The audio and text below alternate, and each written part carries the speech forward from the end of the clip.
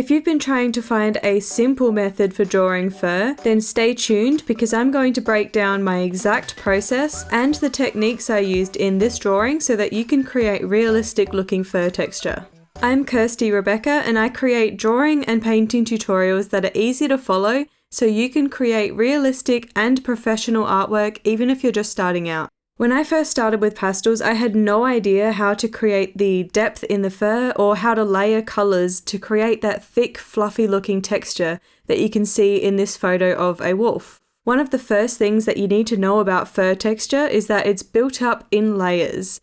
And that may sound really obvious for some people, but when I first started out, I was trying to get the whole drawing done in one layer by trying to recreate that top layer of fur that I saw. And the problem with this is that most of the time it makes the fur look wiry, or it can look kind of like a paint by number. There isn't really much depth if you just try and get it all done in one layer.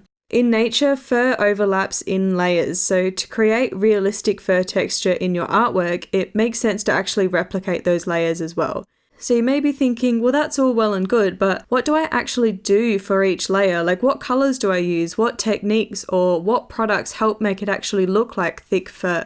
The first thing I do is use my pan pastels to apply a base layer of the general colors in each area. You can use your pastel pencils or you can also use soft pastel sticks if you want to, but I like the pan pastels because they can be applied really lightly so it doesn't actually fill up the grain of the paper too much. And that's important because you want to be able to layer other pastel on top. And if you have no grain or tooth left, then you won't be able to do that. So for this layer, I'm looking at my reference photo and I'm trying to see what the general color is in each section. For example, there are some areas that have an orange-brown kind of color, and throughout these areas, there are also lighter highlights and shadows in that area. So I'm actually applying a slightly darker orange-brown, but not as dark as the darkest shadows and not as light as the lightest highlights, because I want to be able to add those really dark shadows and the highlights on top with the pastel pencils in the following layers. If you go straight to the color that you can see in the end result, you won't be able to add any details or textures because they won't show up. For example, if you started out with the lightest color, you won't be able to add highlights on top because you've already used the lightest color and you just won't be able to see it. So by going a slightly darker color, and then you have the ability to add lighter details or darker details. So for my base layer, I'm just trying to go for a slightly darker mid-tone color in every area that I'm looking at. So depending on which part of the wolf I'm looking at, it might have some browns or it might have some greys or darker sort of cream colors. So I'm just blocking in the entire wolf using that technique. Another problem that I used to have when I started out was creating realistic looking white or black fur. And the trick for white and black fur is to actually not use white, black and grey for the shadows and highlights, because it can actually make the animal look older than it is, especially if you're using white for the highlights on black fur. And it can tend to look quite dull if you just stick with those shades like the white, the black and the grey. So the biggest tip that I have for you is that both black and white fur reflect the colours around it. So if you look closely at your reference photo, you'll notice that there are actually other colours in those areas. In this case, there's quite a lot of blues throughout the black fur and quite a lot of browns and oranges throughout the white fur. So I'm making sure to include those colours in the base layer with my pan pastels. After I've blocked in the main colours, I'm going to blend this layer with a cotton tip, and this actually just helps push that pastel into the grooves of the paper, which will help be able to add those details on top.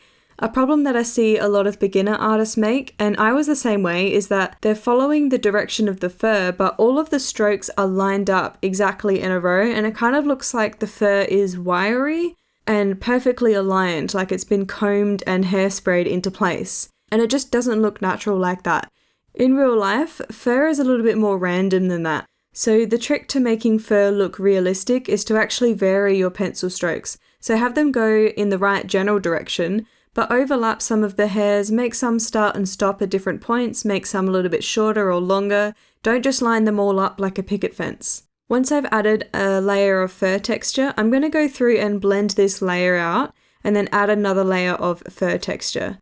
So by adding multiple layers, you can start to see that this technique is creating more depth in the fur texture because I'm creating those layers just like you see in nature. Another thing that I used to have a problem with is focusing too much on the color choices and adding heaps of detail to try and make my artwork look realistic.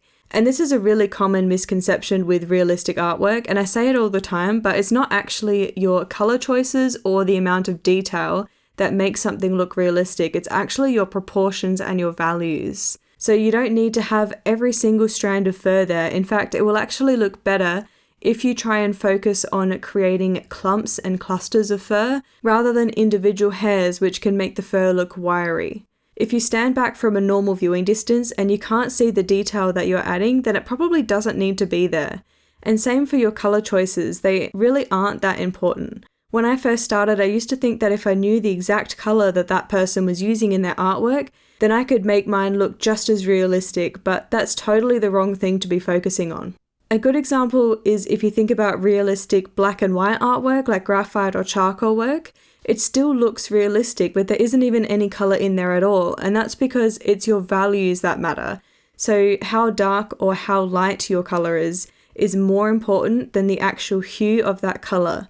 I could have picked numerous different oranges and browns that would have looked realistic as long as it wasn't too dark or too light in comparison to that area of my reference photo. And you may be thinking, well, that's all good to know, but I still have to choose some colors to use for my artwork, so how do I know what colors to use?